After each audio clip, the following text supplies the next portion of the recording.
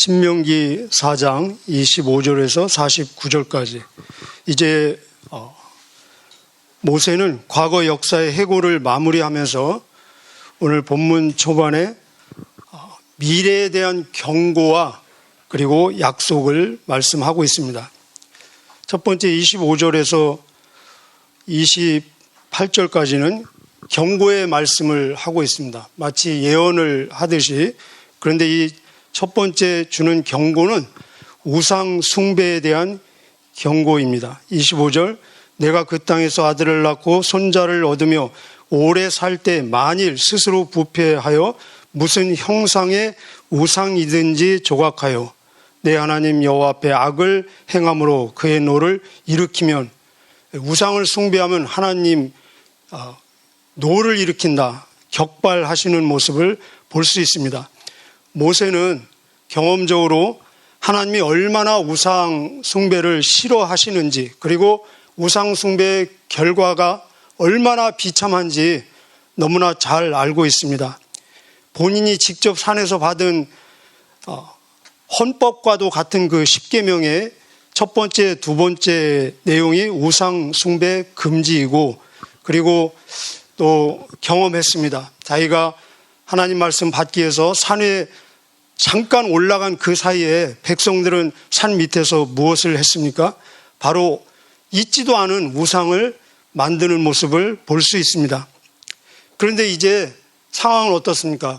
곧 모세는 그들로부터 완전히 헤어지게 될 것이고, 그리고 백성들은 우상이 가득한 땅으로 들어가지 않습니까?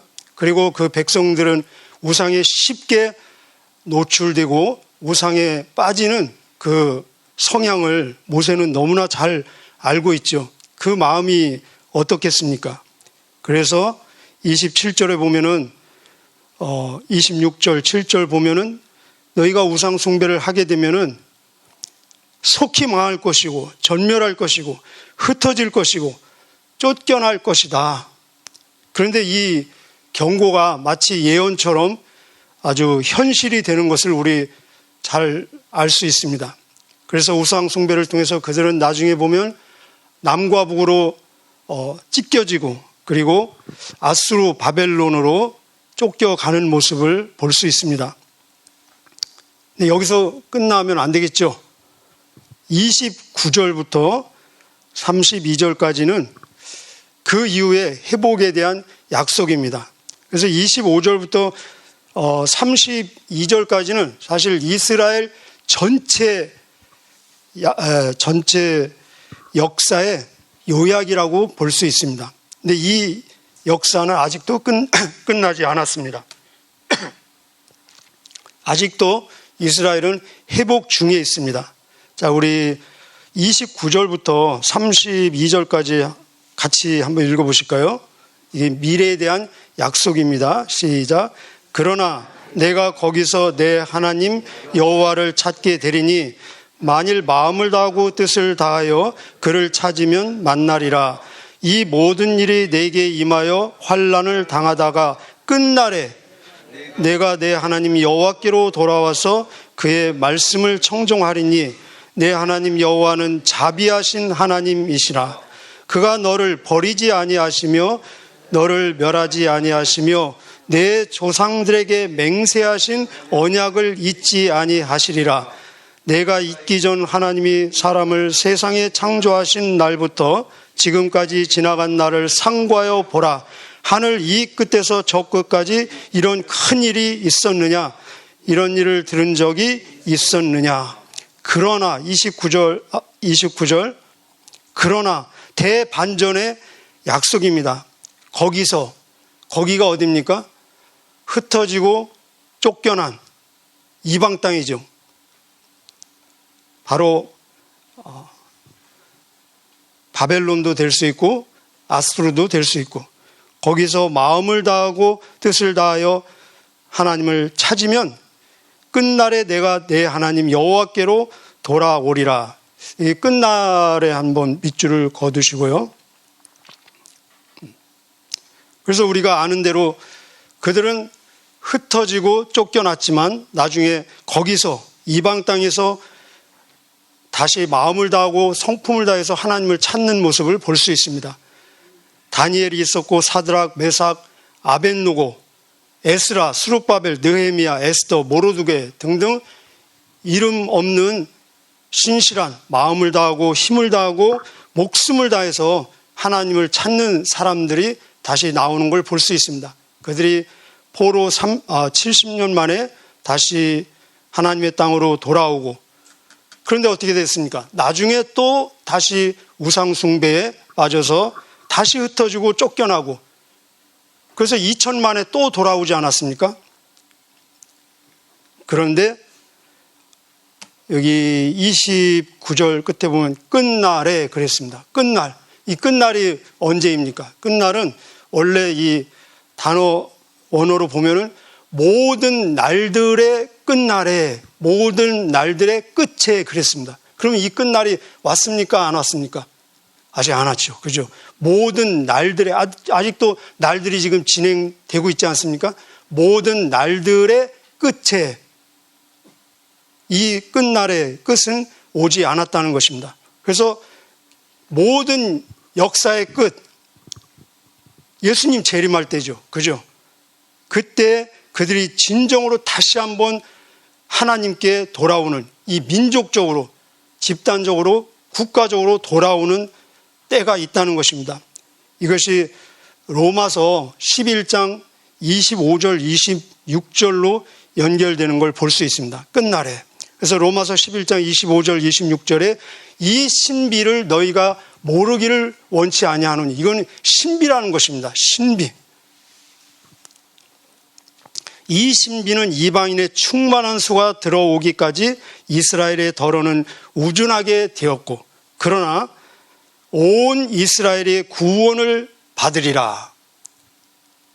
기록된 바 곧 구원자 예수 그리스도시죠. 메시아 구원자가 시온에서 오사 이스라엘에게서 경건하지 않은 것을 돌이키시겠고, 반드시 이 회복의 때가 오는데, 자, 그 근거는 무엇이냐? 우리가 근거를 이해할 필요가 있겠죠. 왜냐하면 우리에게도 그대로 적용되기 때문에 그렇습니다.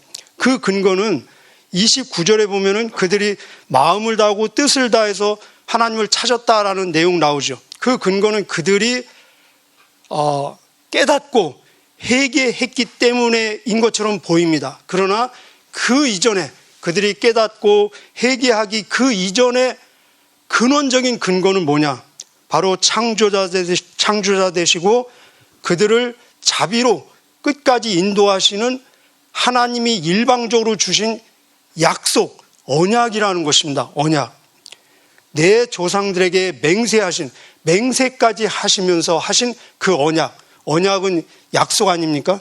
하나님의 말씀, 성경도 언약인데, 이 언약에 근거해서 이들이 결국 궁극적으로는 회복하게 된다는 것입니다. 언약. 사실 이 신명기는 언약의 책이라고 말할 수 있습니다. 제가 한번 이렇게 확인해 보니까 성경 66권 중에서 언약이라는 단어가 가장 많이 나오는 책이 무슨 책일까요? 신명기입니다. 신명기. 약 30회 정도. 우리가 지금 4장을 보는데 전반부 금요일에도 언약이라는 단어가 2번 나왔습니다. 그리고 오늘 보면은 31절에 자비하신 하나님이시라. 그가 너를 버리지 아니하시며 너를 멸하지 아니하시며 내 조상들에게, 아브라함, 이삭, 야곱, 내 조상들에게 맹세까지 하시면서, 그냥 하셔도 충분할 텐데 맹세까지 하시면서 언약을 잊지 아니하시리라. 아멘. 이 언약에는 조건부를 거는 상대적인 언약이 있습니다. 이렇게 하면은 하나님께서 이렇게 하시고, 왜냐하면은 하나님은 인격적인 하나님이시기 때문에 언약은 약속이고 계약이고 교제이고 사귐이 있기 때문에 그렇습니다. 그래서 이 조건부적인 언약을 우리가 잘 지키고 순종하면 하나님께서 우리를 축복해 주시고 인도해 주시고 우리의 삶은 행복할 것입니다. 그러나 이 조건적인 언약을 지키지 않고 불순종하면은 우리는 징벌을 받게 되고 고난이 있을 것이고, 그리고 벌을 받게 될 것입니다. 그런데 중요한 것은 절대적인 언약이 있다는 것입니다. 하나님께서 일방적으로 무조건적으로 조건 없이 그냥 주신 절대적인 언약. 여기서 이 언약에 근거해서 이들이 회복할 수 있다는 것은 이 절대적인 언약. 창세기 12장에 하나님께서 아브라함은 하나님을 알지도 못하고 찾지도 않은데 하나님이 일방적으로 아브라함을 부르셔서 그를 통해서 말씀하시기를 내가 너를 복을 주고 내 이름을 창대케 하고 너를 모든 민족의 큰 민족을 이루리니 너는 복이 될지니라. 너를 통해서 온 세상의 가족이 복을 받게 할 것이니라. 너의 후손이 이 가나안 약속의 땅에 4대 이후에 돌아오게 할 것이다. 이게 하나님께서 아브라함에게 주신 일방적인 무조건적인 약속입니다. 그래서 보면은 내 조상에게 맹세하신 언약, 우리 37절에도 여호와께서 내 조상들을 사랑하신 고로 그 후손인 너를 택하시고, 그렇습니다. 사람은 신실하지 못해도 하나님은 자신이 하신 언약의 약속에 신실하신 모습을 볼 수 있습니다. 우리도 그렇습니다. 우리가 하나님의 말씀에 순종하면은 복을 받고 행복한 삶을 살고, 순종하지 않으면은 고난이 있고 또 징벌이 있을 것입니다. 징계를 받을 것입니다. 왜냐하면 하나님의 자녀이기 때문에. 그러나 우리가 영원한 생명, 구원을 받은 근거는 내가 순종하고 회개하고 물론 그래야 됩니다. 그러나 그 이전에 하나님께서 우리에게 주신 절대적인 영원한 그리고 일방적인 언약에 근거하고 있다는 것입니다. 우리에게도 그런 언약을 주셨습니다. 예를 들면 로마서 8장에 보면 하나님께서 미리 아신 자들, 우리가 하나님을 알기 전에 하나님이 우리를 먼저 아셨지 않겠습니까? 창세 전에 하나님께서 미리 아신 자들을 미리 정하시고, 미리 정하신 자들을 부르시고, 부르신 자들을 의롭다 하시고, 의롭다 하신 자들을 영화롭게 하셨느니라. 이 말씀을 에베소서 1장에 다시 풀어서 말씀하시기를, 곧 창세 전에, 우리는 사실 100년 전의 일도 경험이 없잖아요. 그런데 창세 전에 그리스도 안에서 우리를 택하사, 할렐루야, 우리로 사랑 안에서 그 앞에 거룩하고 흠이 없게 하시려고 그 기쁘신 뜻대로 우리를 예정하사. 이건 완전히 다 일방적이라는 것입니다. 예수 그리스도로 말미암아 우리를 자기의 아들, 딸들이 되게 하셨느니라. 이 언약의 근거에서 우리가 구원받고 영생 얻고, 그래서 히브리서 9장 15절에 보면은 예수님은 우리의 새 언약이시니 우리를 위해서 죽으심으로 우리가 영원한 기업의 약속을 받게 하셨다. 할렐루야. 자, 두 번째 말씀은 33절부터 40절까지 다시 또 출애굽에서 가나안 이 구원받은 역사를 요약하면서 그 목적이 무엇인지 너희들 아느냐, 다시 한번 이 목적을 상기시키고 있는 모습을 볼 수 있습니다. 그들을 출애굽시켜서 가나안까지 이르게 한 하나님의 의도, 그 목적, 우리가 하나님의 은혜와 섭리 가운데 구원받고 이 땅에 살고 있는 그 목적이 무엇인지, 사명이 무엇인지. 34절에 보면은 34절, 어떤 신이 와서 시험과 이적과 기사와 전쟁과 강한 손과 편팔과 크게 두려운 일로 한 민족을 다른 민족에게서 인도하여 낸 일이 있느냐. 여기 한번 밑줄 그어보실래요? 한 민족을 다른 민족에게서 인도하여 낸 일이 있느냐? 답은 뭐예요? 없다는 것입니다. 모세가 이 말을, 신명기를 쓸 때에도 없었고, 지금 모세가 신명기를 쓰고 나서 이제 3,500년 정도 지났거든요. 우리 시대. 지금까지도 이런 사례가 없었다는 것입니다.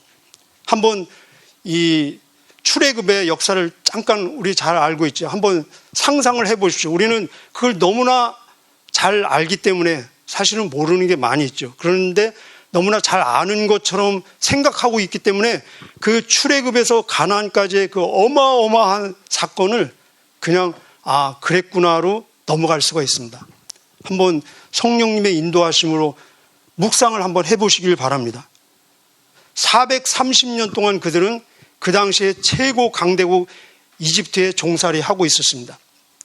인류 역사를 보면 많은 독립국가도 있었고 또 많은 대민족의 집단 이동들이 많이 있었습니다. 우리 세계사에서 많이 배우시죠. 그런데 한 번도 이런 한 민족을 다른 민족에서 이런 식으로 인도해낸 사례가 없었고 지금까지도 없었다는 것입니다.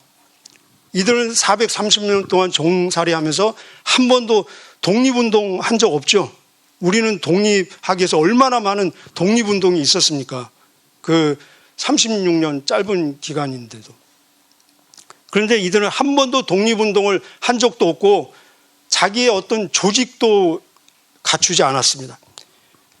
그런데 일제히 점진적으로 점차적으로가 아니라 일제히 동시에 모든 민족이 다 탈출하는 것을 출애굽하는 것을 볼 수 있습니다. 그 출애굽한 인구가 몇 명입니까? 인구가.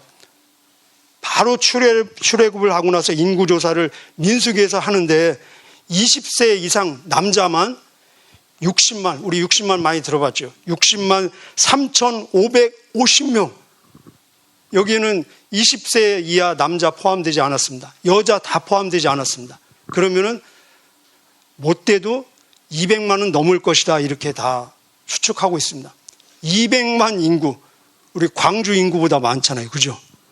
200만 인구, 우리가 만 명만 이렇게 집단적으로 행진해도 그 규모가 엄청나지 않습니까? 그런데 200만 이상이 사막을 행진하는 모습을 여러분 상상할 수 있습니까? 그것도 하루 이틀도 아니고 40년을 아무것도 없습니다. 그들이 농사를 짓습니까? 뭐 옆에 이마트가 있습니까? 홈플러스가 있습니까? 마켓이 있습니까? 아무것도 없습니다. 그런데 200만 이상이 40년 동안 한 사람도 굶어 죽은 사람이 없습니다. 그런데 그들이 받은 음식을 축적해 놓고 먹는 것이 아니라 그날 음식은 그날 받는 거예요. 내일 음식까지 자기가 축적하면 그 음식은 다 썩어버리는 것입니다. 40년 동안을 그날 음식을 그날 받아서 생존한다는 게 이게 있을 수 있는 일이겠습니까? 제가 아무리 열변을 토해도 오히려 설명이 부족할 것입니다. 그들은 바다도 건너보고 강도 건너고 그리고 자기들보다 더 강한 원주민들을 정복하고 빠른 시간 내에 정착하는 모습을 볼 수 있습니다. 그런 내용도 밑에 나오고 있습니다. 자, 이런 엄청난 하나님의 섭리 가운데 독립을 하고 나라를 이룬 하나님의 의도, 목적이 무엇이냐? 그 목적은 바로 선교 목적이라는 것입니다. 선교 목적. 그 당시에 범신론, 다신론, 지방신 그런 우상숭배로 팽배한 가나안뿐만 아니라 이 세상이 우상숭배로 팽배한 그때에 하나님, 진짜 신은 유일하신 하나님 한 분밖에 없다는 것을 그들을 통해서 알리고 그들이 고백하고 증거하라고 하나님께서 이렇게 역사하신 것입니다. 그래서 35절 한번 보실까요? 35절. 이것을 내게 나타내심은 여호와는 하나님이시요 그 외에는 다른 신이 없음을. 여기 같이 한번 해보실까요? 그 외에는 다른 신이 없음을. 자, 그 다음에요. 우리 39절. 그런즉 너는 오늘 위로 하늘이나 아래로 땅에 오직 여호와는 하나님이시요 다른 신이 없는 줄을 알아. 거기 한번 같이 해보실까요? 다른 신이 없는 줄을 알아. 시작. 다른 신이 없는 줄을 알아. 오직 여호와 하나님만이 진짜 하나님, 많은 신들 중에 한 신이 아니라 많은 신들 중에 가장 뛰어난 신이 아니라 이 신밖에, 이 하나님밖에 없다는 것을 세상에 알리라는 세계 선교 목적으로 지금 하나님께서 이들을 구원하시고 그 어마어마한 일들을 행하셨다는 것입니다. 이 목적은 이미 그들이 출애굽하고 났을 때 바로 알려주셨습니다. 그 옆에 써두실래요? 출애굽기 19장 5절 6절. 이게 이미 선교 목적으로 세상에 하나님 유일신 사상을 알리라고 그들을 구원했다는 것입니다. 출애굽기 19장 5절 6절에 이 모든 세계가 나에게 속해 있으니 너희가 내 말을 잘 듣고 내 말에, 약속의 말에 순종하면은 너희는 모든 세상에 나를 알리고 모든 세상을 나에게 이끄는 세상에 무엇을 해요? 제사장 나라가 될 것이고 너희는 거룩한 나라가 될 것이다. 선교 목적으로 이미 그들을 부르시고 구원하시고 가나안으로 인도하셨다는 것입니다. 우리도 그렇지 않습니까? 우리도 이 세상으로부터 구원을 받았음에도 불구하고 다시 세상으로 보냄받고 세상에 잠깐 동안 남겨져 있는 유일한 이유, 목적이 있다면 선교 목적입니다. 구원자, 구원의 유일성, 절대성, 예수 그리스도 위에는 구원이 없다는 예수 그리스도의 구원자로서의 절대성과 유일성을 알리라는 것입니다. 모르는 사람이 너무나 많지 않습니까? 그 모든 사람들이 다 그렇게 알고 듣게 되면은 예수님이 오시겠다는 것입니다. 사도행전 4장 12절에 보면은 다른 이로서는 구원을 받을 수 없나니 천하 인간에게 구원을 받을 만한 다른 이름을 우리에게 주신 일이 결코 없음이니라. 우리 전에 갈라디아서 했죠. 갈라디아서 1장. 다른 복음은 없나니, 다른 복음은 없나니, 다른 복음을 전하면은 하늘에서 내려온 천사라도 뭘 받을지어다? 저주를 받을지어다. 그만큼 하나님의 의지가 강력하다는 것입니다. 우리 다음 장 한번 넘어가 보실까요? 자.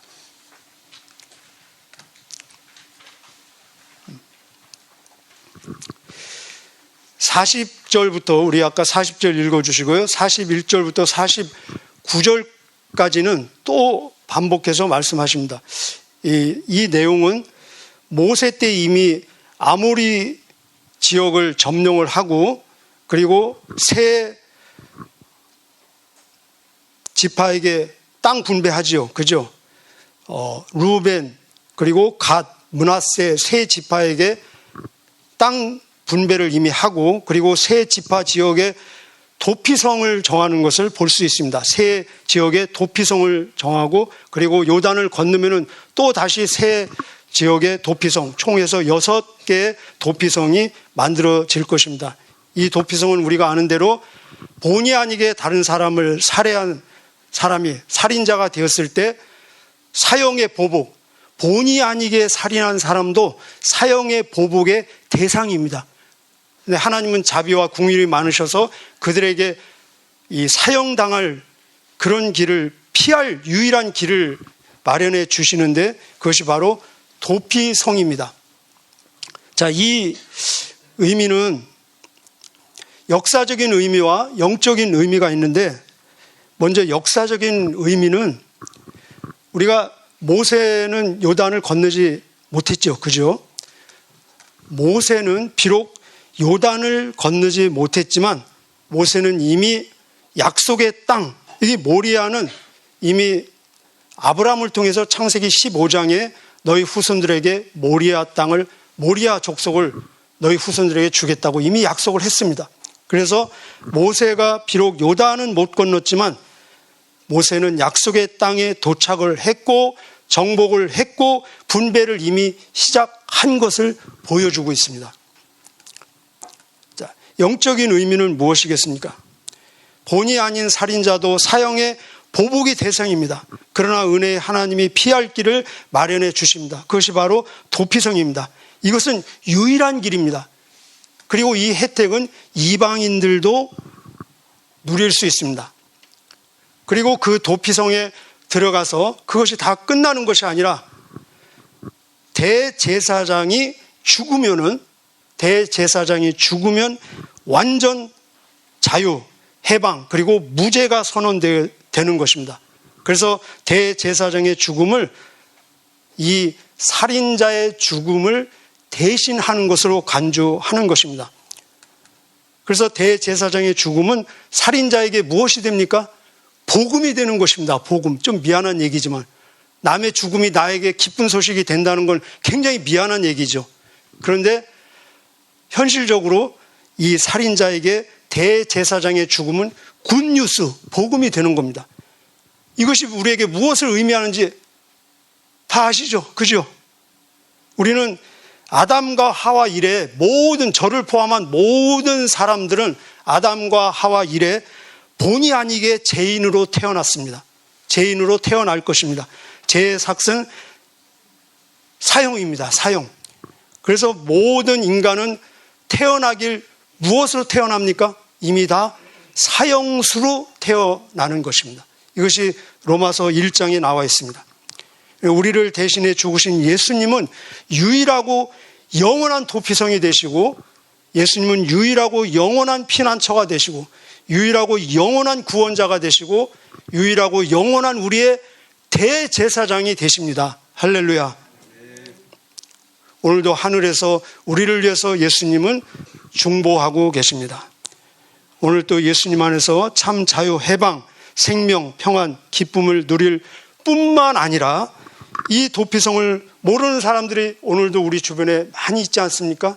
이 도피성을 몰라 불안 속에 방황하는 자들을 예수님께로 인도하는 복된 하루 되시기를 주님의 이름으로 축복합니다.